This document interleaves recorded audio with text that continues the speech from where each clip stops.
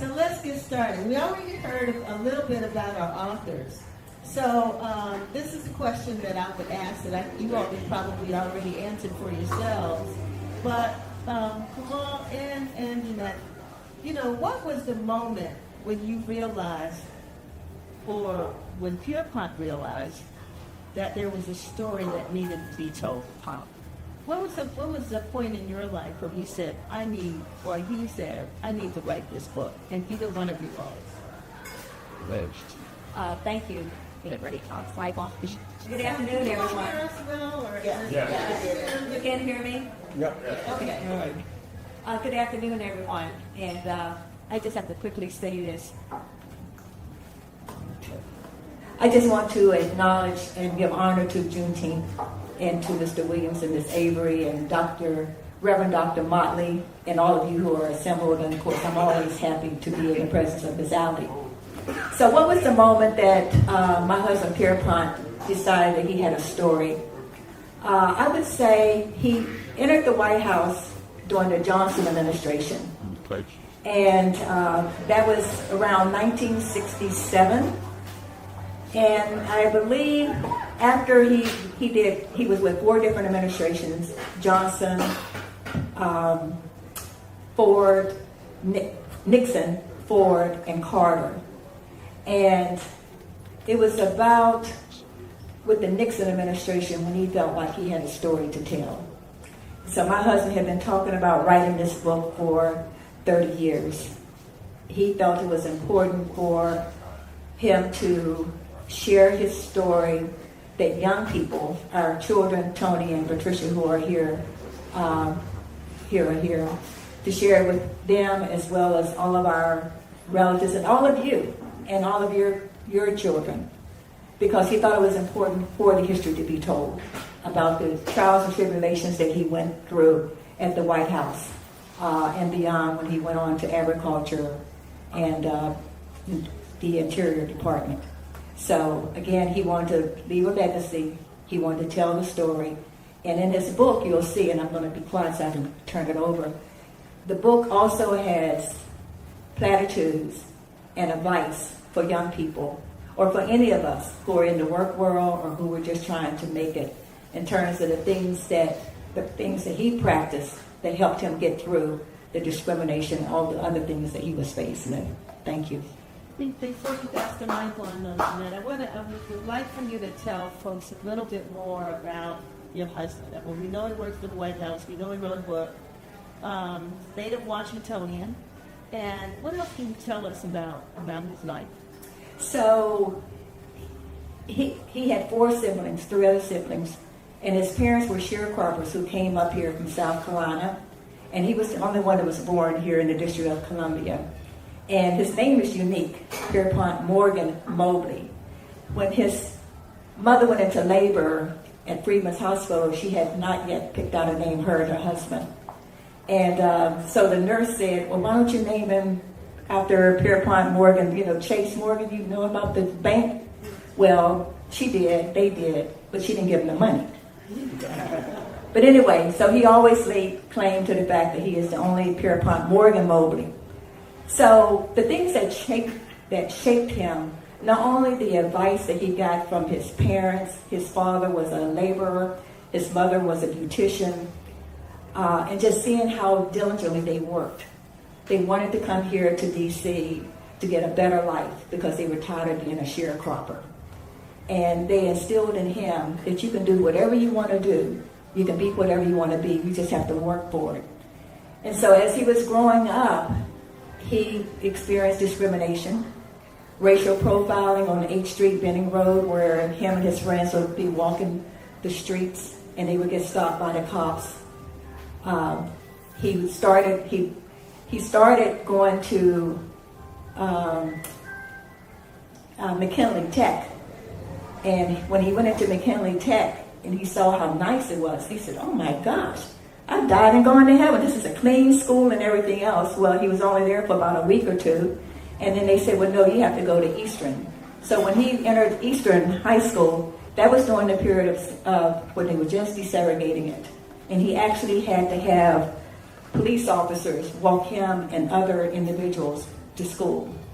And he often tells the story of how the teachers, the white teachers, did not want to see these black students who had been sent to Eastern to succeed. And so they started telling them and talking to them about different historical figures that they had never even heard of, which caused their grades to go down. So he decided that what he wanted to do was to fight for black people. That he was tired of seeing black people being discriminated against and not having the opportunities. It also bothered him because when he left Eastern, they told him he had to go to Armstrong. So he actually graduated from Armstrong High School. And he went to Armstrong High School. He was so disappointed because the paint was peeling off the walls. He had the books of his sister who had graduated 3 or 4 years earlier.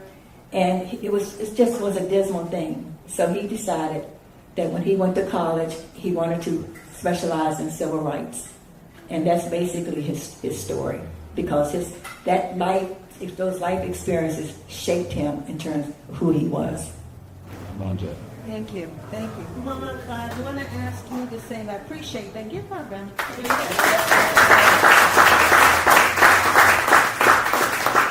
I mean, just to think that within our lifetime, many of us, and Mr.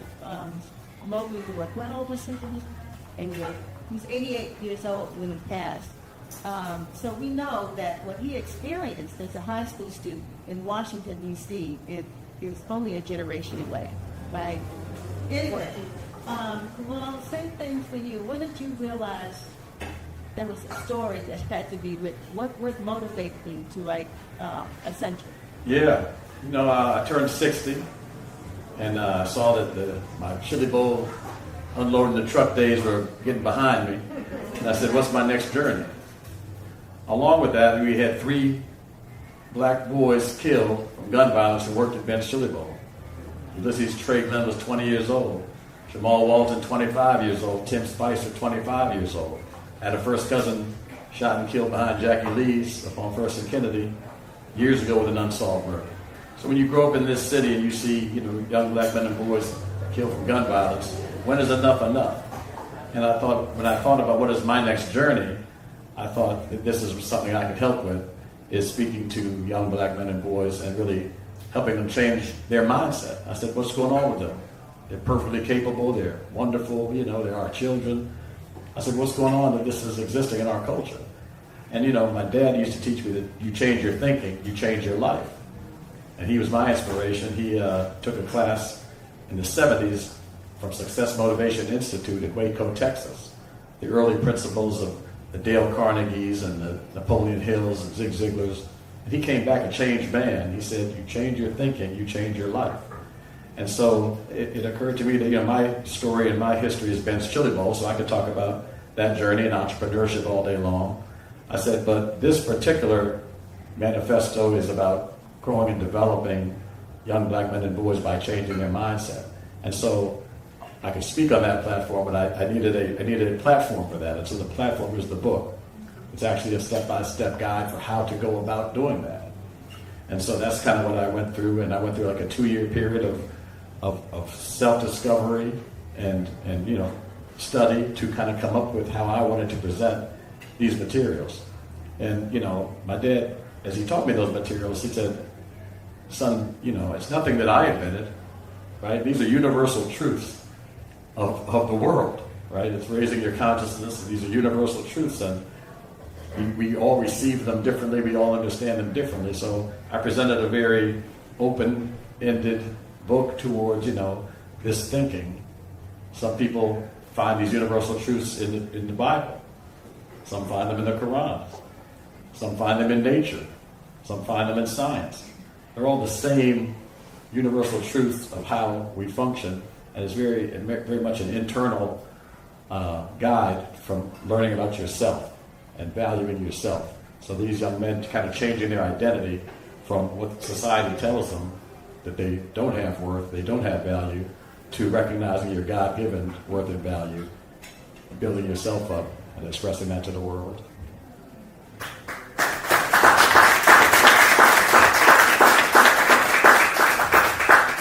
I want to go back Kamal too, because you grew up at Ben's Chili Bowl. That was home, right?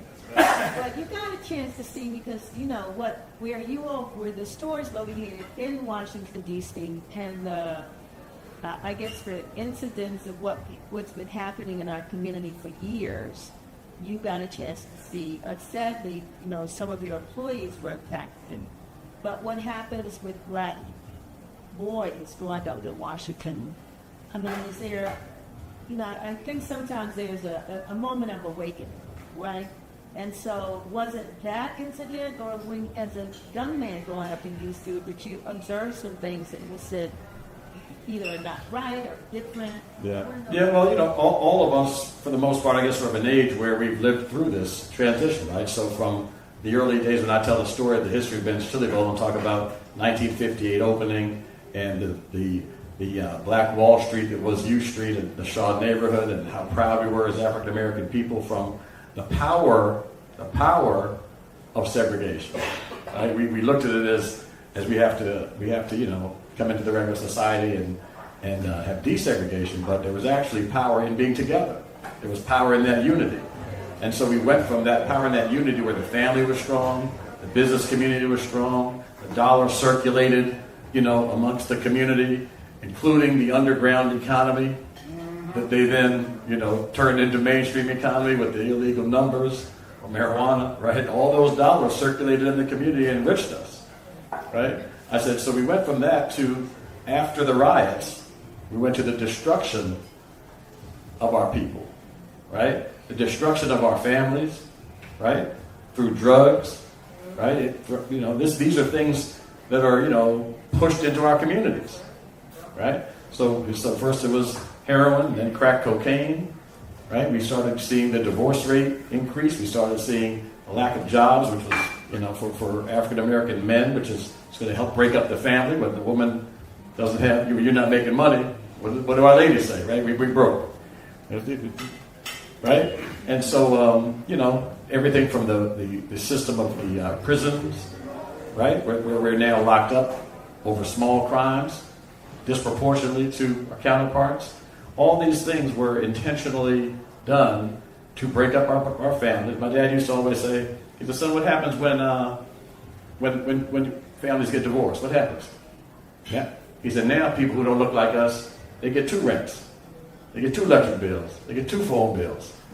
Right? So sometimes when I talk about the purposeful distracting of and marketing to us as a people, we're so busy, paying the rent, and we're constantly distracted. What are we distracted to? Everything that we are marketed and distracted by makes somebody else money. When I ask the young people, I say, so what'd you do this weekend? Chilling. I say, man, how much does chilling pay? Right? I said, no, but you know every statistic about the NFL, every statistic about the NBA, you know everything about their video games, all of which make somebody else money. And by the way, you got to buy those Air Jordans, and you got to buy that iPhone, and you got to buy this gear, all of which is a very purposeful and intentful thing to take our money. So we not only work primarily for them, in which case, whatever your salary is, you're making them 10 times that salary. But the little salary you get, we give it right back to them. So they're very happy with this situation. We have to see through the game, and so this book is an intentional, just awareness. If you didn't have a father or uncle or people in the house explaining these things to you, so that you don't get caught up in that cycle, this is, it's my job to tell you. And I really look at this as an interesting, piece towards this Juneteenth. Is I thought the other day about the Underground Railroad, and I said, we should feel like we're the ones who broke free to the north, and we're good, but we're not going back to get nobody else because we're still enslaved. There may be mental chains, there may be economic change, but we're still enslaved as a people. And those who know and who are doing better aren't reaching back enough. There's a lot of snaps.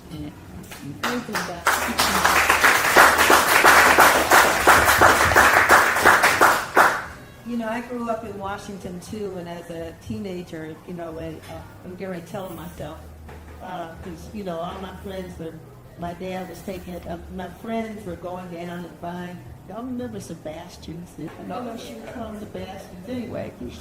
She just cost $20. Right? My daddy said, no way. So we used to buy my shoes from St. Rep. The big Ben, the tennis shoes, $5.99 for 2 pair. But when I would want to buy clothes with labels, as a publisher of a newspaper, he said, that's what I'm saying, your dad and my dad and his father, all of them came from the same school, right, because of their experiences. And he said, if they're not paying you to wear that label, don't wear it.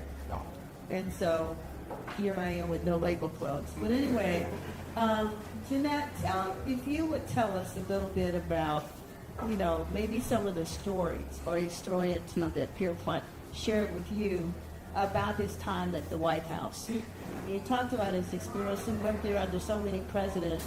But tell us, maybe a couple of stories that he just probably like to tell over and over again to everybody. Thank you. Pierpont was quite proud of the fact that he was able to help a lot of individuals get jobs, not only at the White House, but throughout the federal government.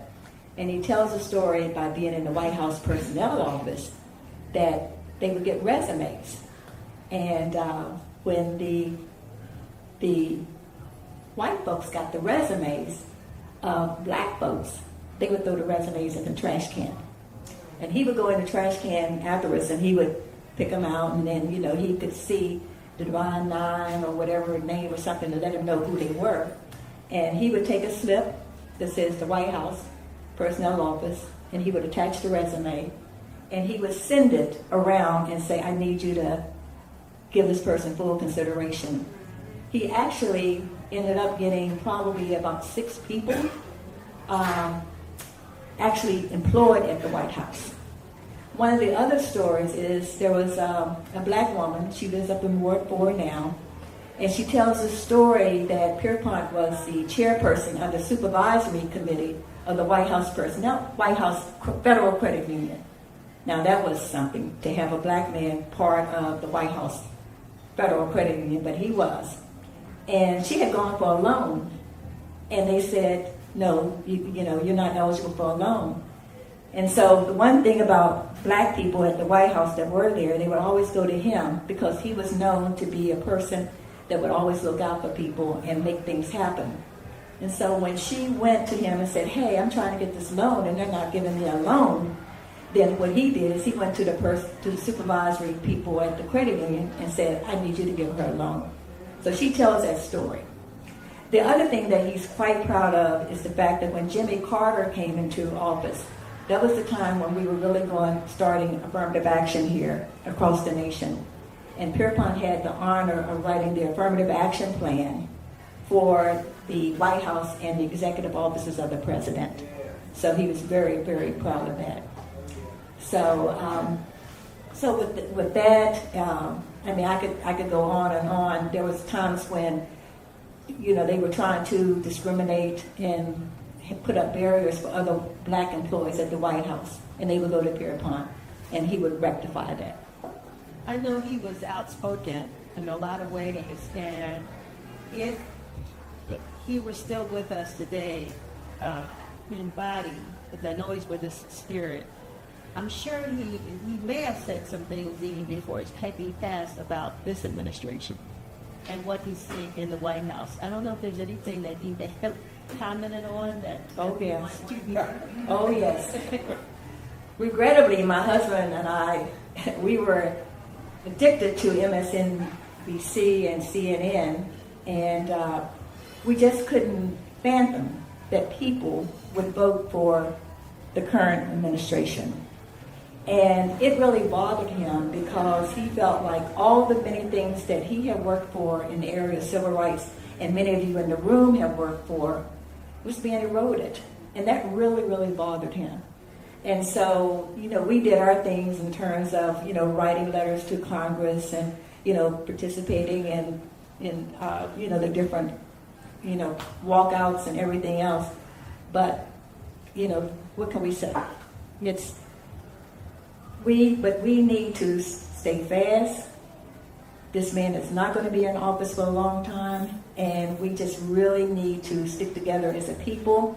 We need to talk to our younger people so that they understand the importance of what's going on and what we need to do as a people to stay strong, to work, to have that resilience.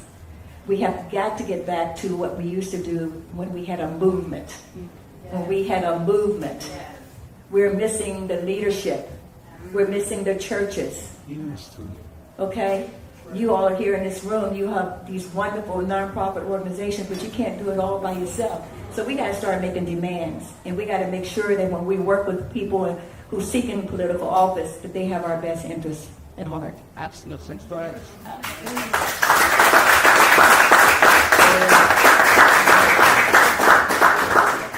And Kamal, when we talk about, the point at which you thought this book was important for you to write, how much time did you spend to try to figure out what you were going to call it, the title?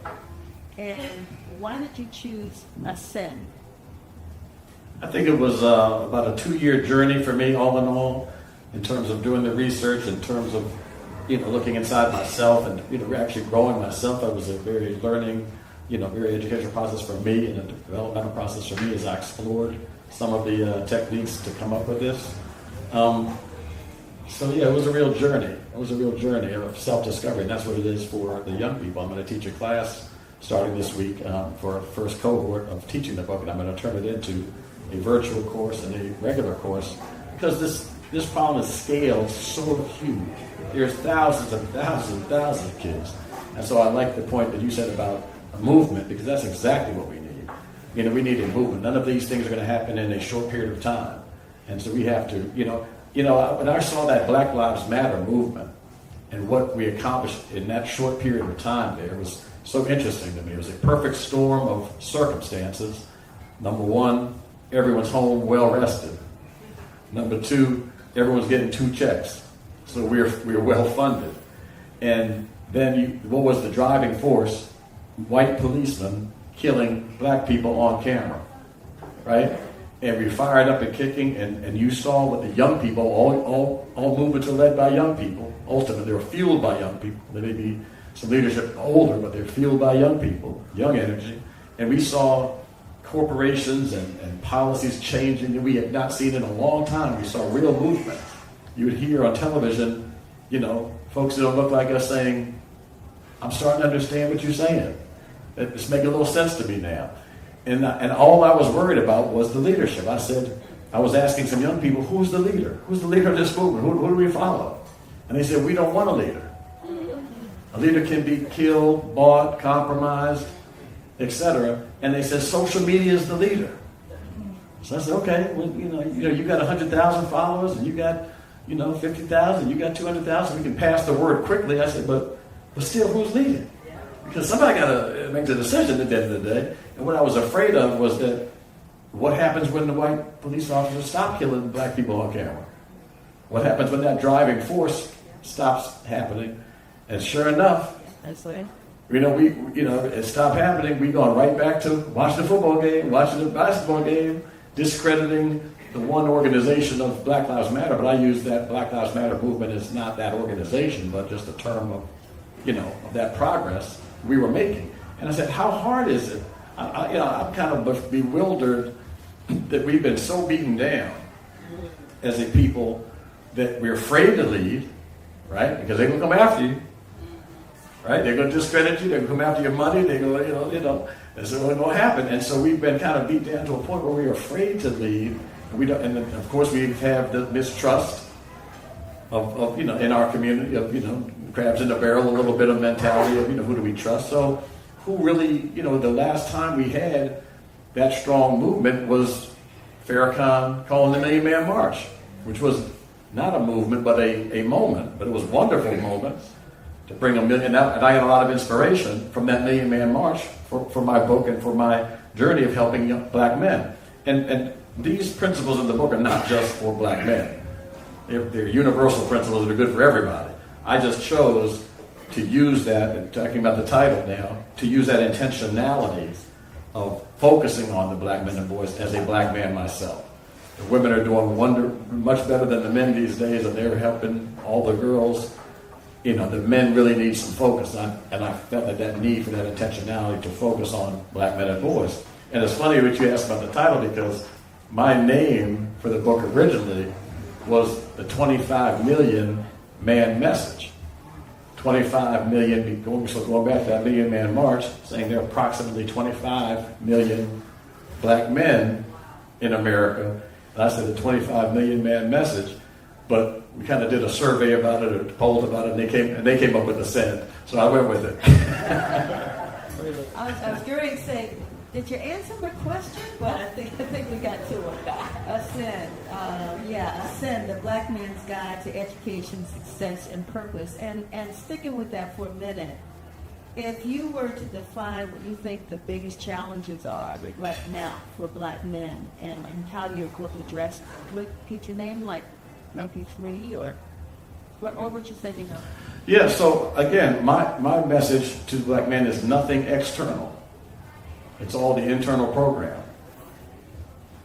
Right? I mean, yeah, we can talk about all the external problems that exist, but my focus is on the internal program of our mindset. That despite all odds, we can all name, people on this wall who've overcome tremendous odds.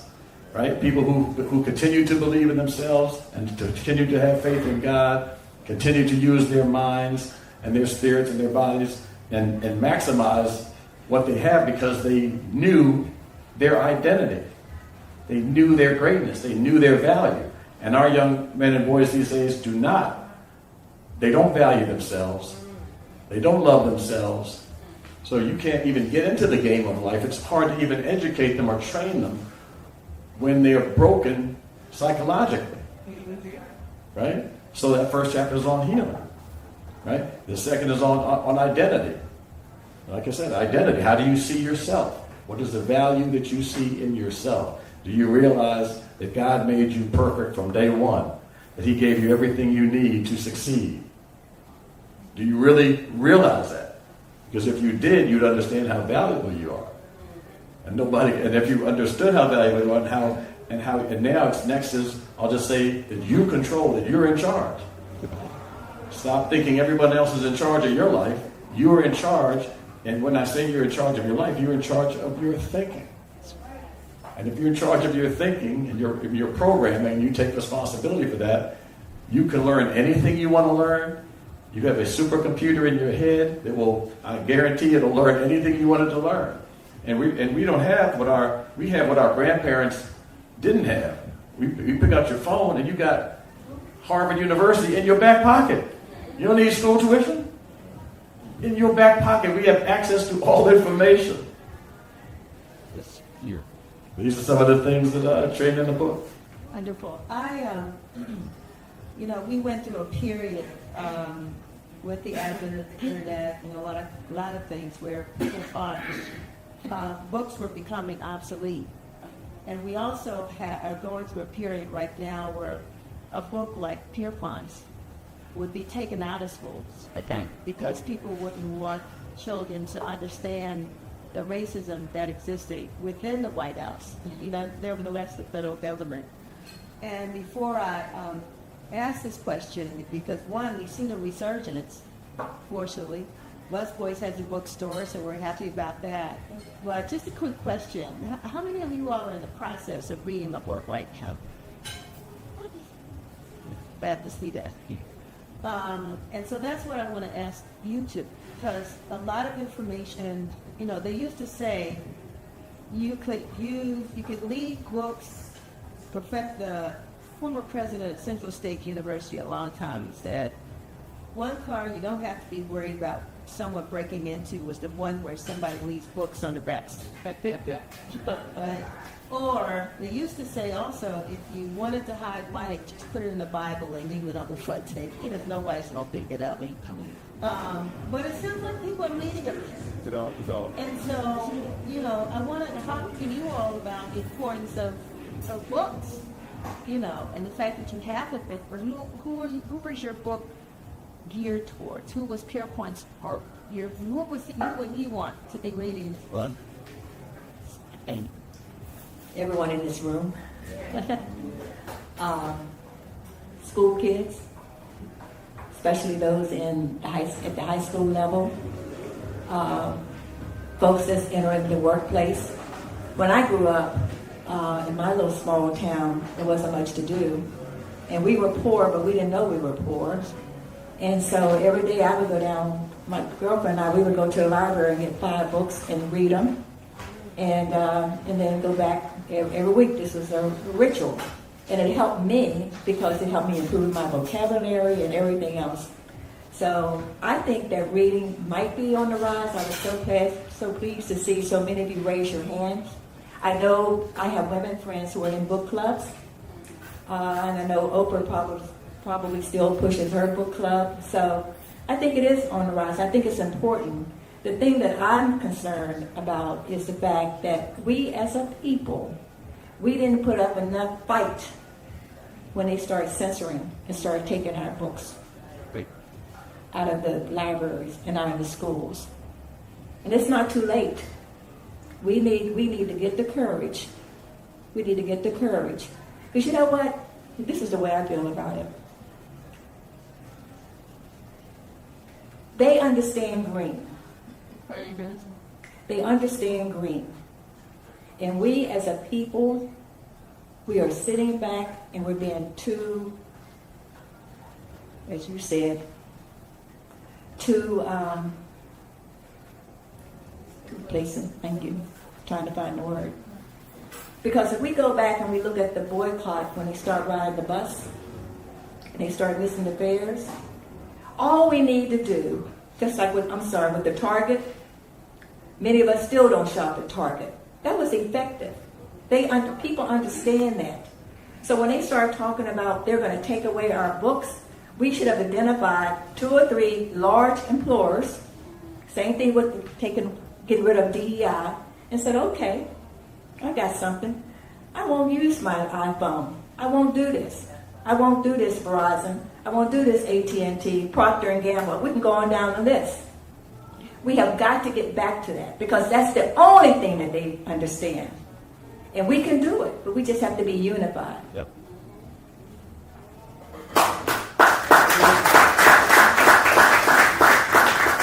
Yeah, I would say that I'm under no false illusion that everyone's going to read these books.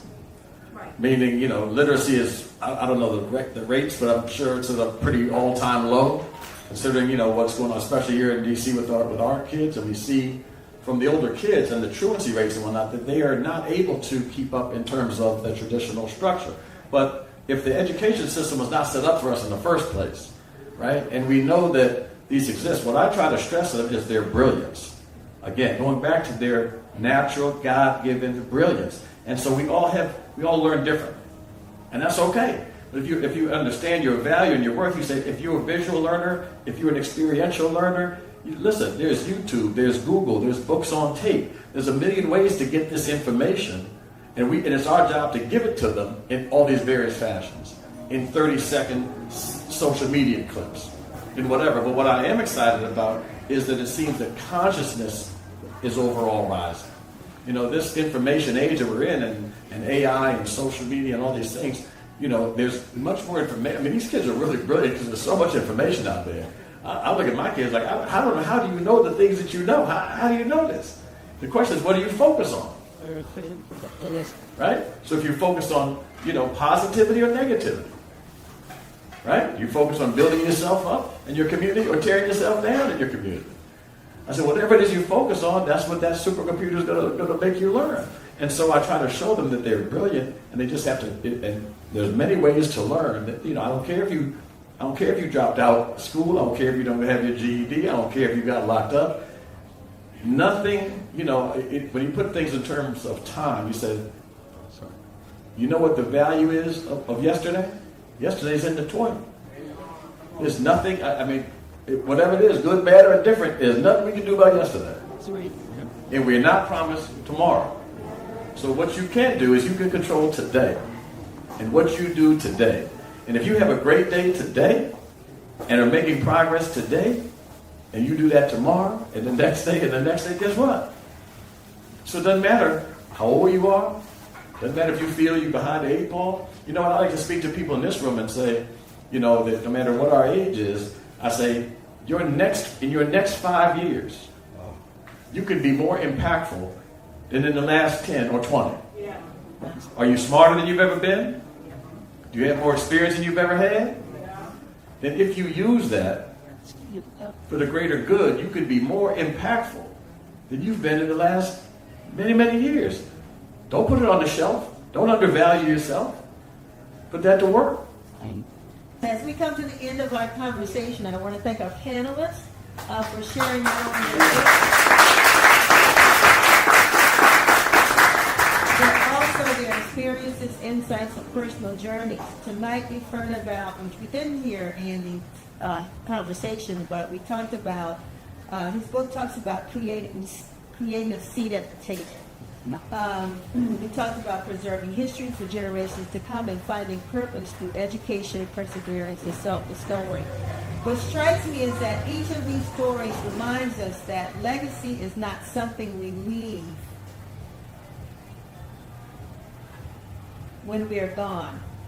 Legacy is something we build every day through the choices we make, the opportunities we create, the people we mentor, and the stories we preserve. So if Andy were here, he would remind us that a community doesn't happen by accident. It's intentionally built. That's why he has this table, this food, so that people can sit around and have commune with one another. And Pierpont Mobley's story reminds us that history is often shaped not only by those in the spotlight, but also by those whose contributions deserve to be remembered and celebrated. And Kamal Ali reminds us that success is most meaningful when it is connected to purpose and shared with others.